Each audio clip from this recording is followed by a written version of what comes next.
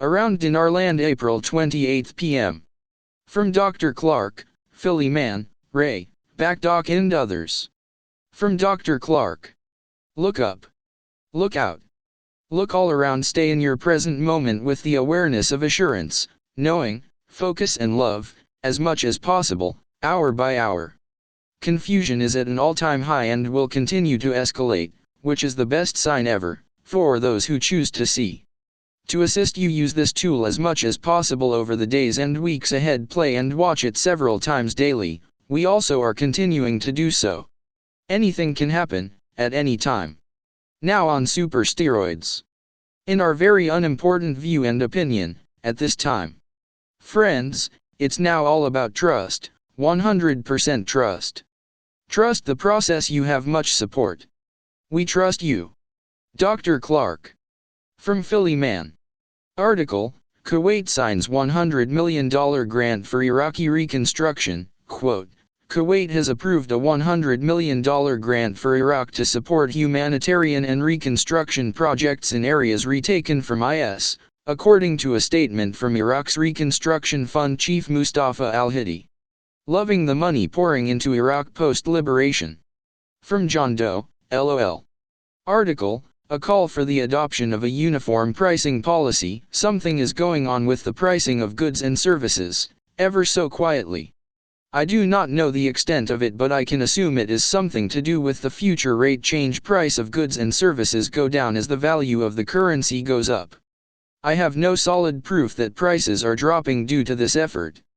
Tweet from Rayren98.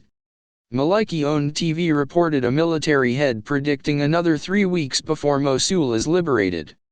The old city should clear tomorrow with the mosque, but western Mosul needs another 3 weeks, which will be around mid-May. Close to the time Pres Trump is expected to be there to meet Abadi. On KTFA. From Backdoc. Well, I believe both Shia brothers, Iraq and Iran, were given a rate on the 21st, 1 month after Iran said it would go to a single payment system. Of course they didn't go to one payment system then, but neither did his brother now, did he? No. Once the IMF and World Bank validated their reserves, I believe they were given their starting rates. Possibly 1 week later on the 28th something may happen. I think it all started on the 8th, their famous launch day. As we recall, there were large amounts of money being moved. Then we went 10 days. On the 10th day I believe a 72-hour time window occurred right up and through the meeting with the Shia brothers. I believe they got their rates on the 21st. Then add a perfect 7 for exception and here we are. Well, maybe, just maybe, if it does roll tonight, we might be seeing something by May 2nd, just as Paypage said. Regardless, we are so close we can smell it. Demands will soon be reality, oh sorry, a new reality. Keep your eyes on the asset-backed digital currencies. Remain asset-backed and you will be fine. The dollar will go through some changes, but stay only in the USN and everything will be fine. Follow this carefully and you won't fail, as many expect that you will. From 8 at 8, where our hope began to.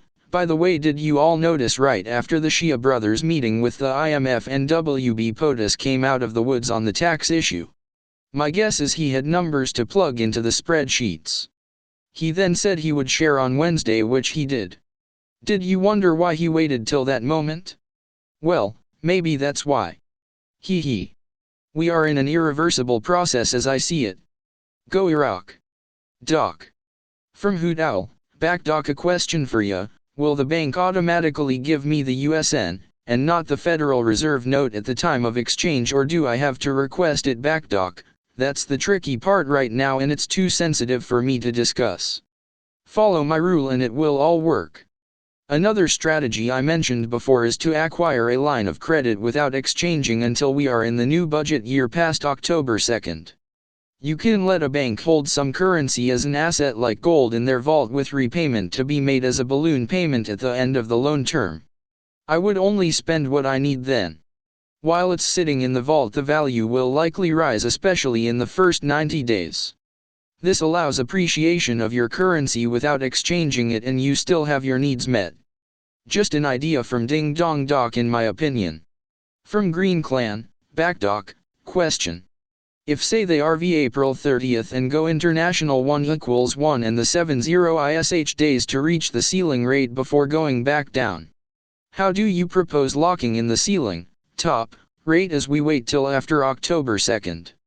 From Backdoc, what you exchange to is far more important than getting top rate. Remain asset backed and you won't lose. If the USN is all there is to exchange to, then by all means try for the best rate. Mo if you exchange to non-asset backed and get the best rate, look out, well gotta stop here.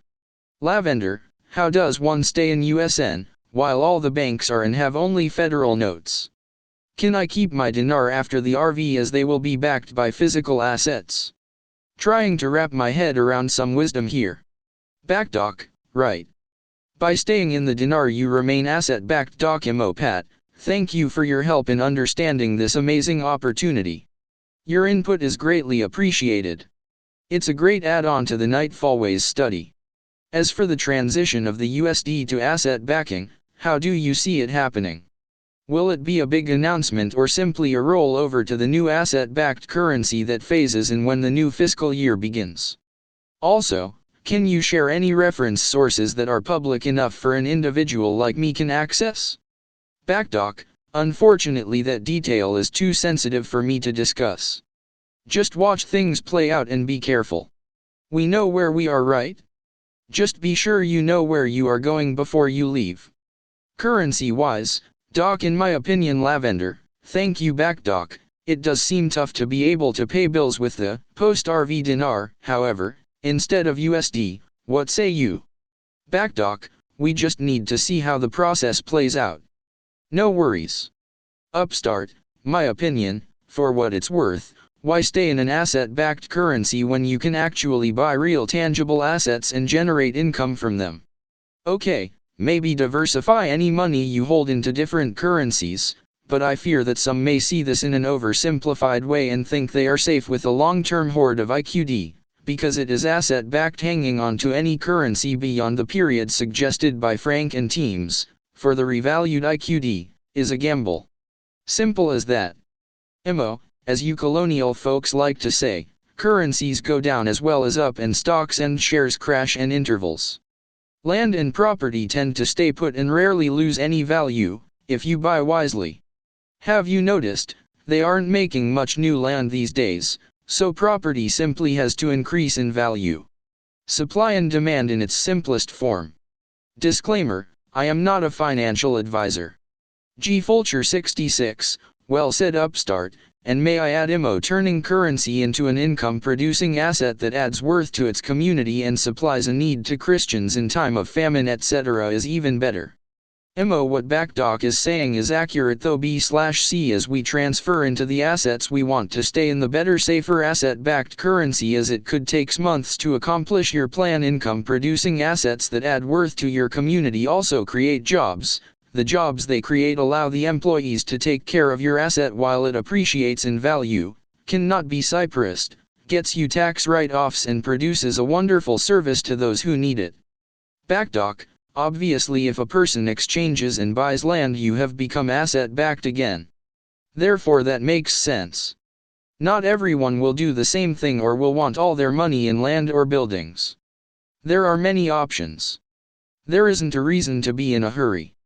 Doc Moandy 5252, true, but by staying in the dinar, you will miss the high rate and be in the dinar as it drops in rate, in my opinion. Maybe exchange dinar at highest rate then buy it back later at the lower stable rate to stay asset backed. That isn't what I plan to do, but it may make sense if someone wants to be asset backed. Backdoc, as long as you exchange to asset backed you're fine, but if you exchange and the value drops, remember I told you to remain asset backed. Doc Mo Circuit Rider 2, an asset-backed currency is one where the issuing entity has on hand/owns an asset like gold or silver of equal value to the currency issued by the entity. In most cases the issuer is the central bank. These assets have intrinsic value. No central bank in the world has hard assets to cover the value off the currency which they have issued. In the case of our Federal Reserve, it has other assets, for example bonds issued by the U.S. Treasury or foreign currency of other nations. These are on the books as assets but are only as good as the issuer that backs them.